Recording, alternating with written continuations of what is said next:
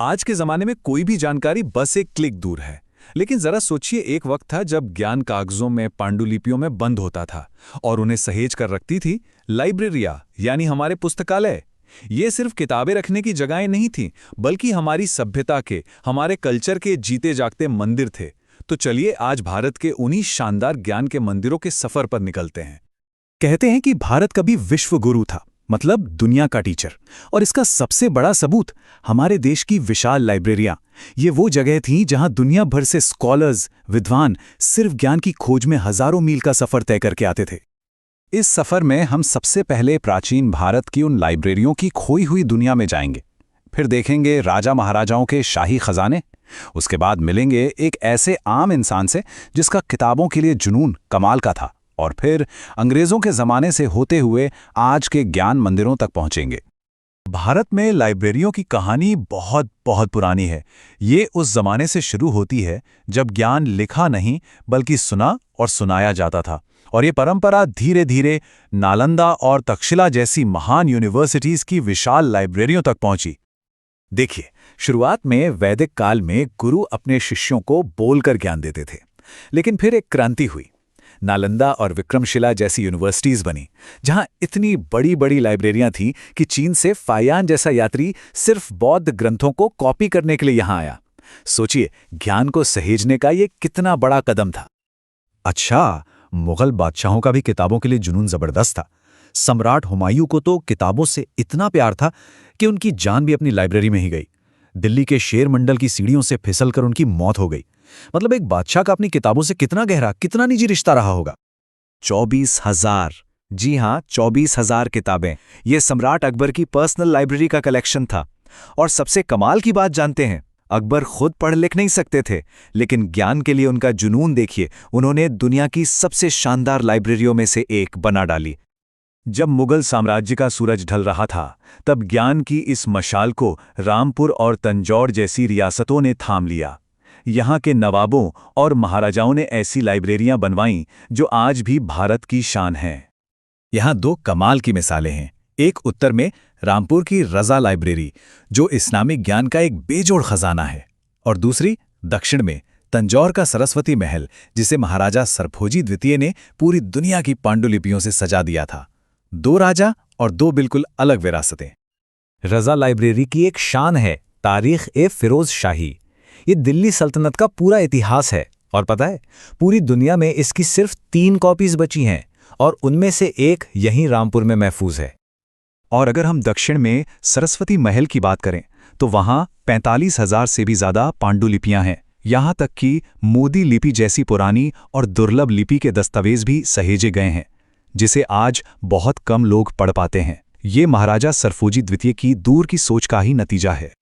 लेकिन इतिहास हमेशा राजा महाराजा ही नहीं बनाते। अब हम एक ऐसे शख्स की कहानी जानेंगे जो राजा नहीं थे, लेकिन उन्होंने अकेले अपने जुनून के दम पर एक ऐसी लाइब्रेरी बना दी जो आज पूरी दुनिया के लिए एक मिसाल है।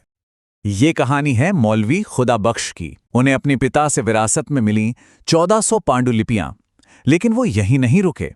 उन्होंने पूरे भारत की धूल छानी, नवाबों से होड़ लगाकर मुगलों की बिखरी हुई किताबों को इकट्ठा किया। और जब ब्रिटिश लाइब्रेरी ने मुंह मांगी कीमत की पेशकश की, तो उन्होंने साफ मना कर दिया।